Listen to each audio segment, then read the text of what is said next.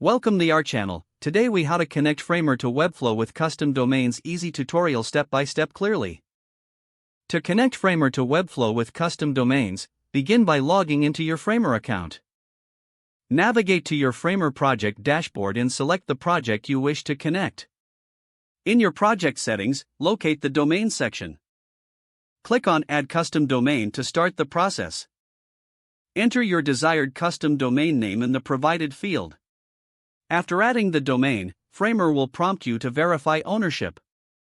To verify ownership, you must access your domain registrar's settings. Log into your domain registrar account, such as GoDaddy or Namecheap. Find the DNS management settings for the domain you want to connect.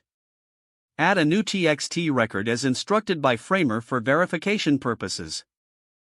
Save your changes, then return to Framer to confirm your domain status. Once verified, you can set up the main domain and any subdomains as needed. Now, switch to the Webflow dashboard by logging into your account.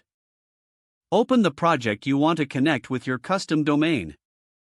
Go to the Hosting tab in your project settings. In the Custom Domains section, enter the Webflow will provide DNS records you need to configure at your domain registrar. Return to your domain registrar account and add the provided records. Ensure you add both the records and name records as specified.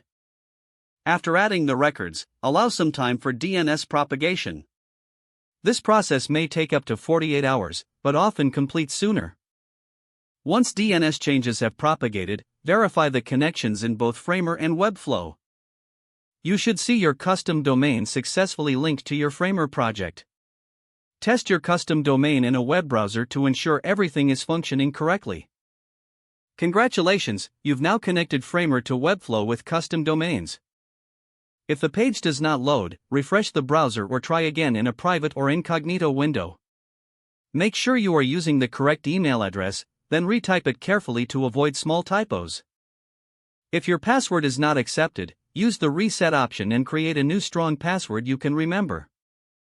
Don't forget to like this video and subscribe to our channel for more step-by-step tech guides.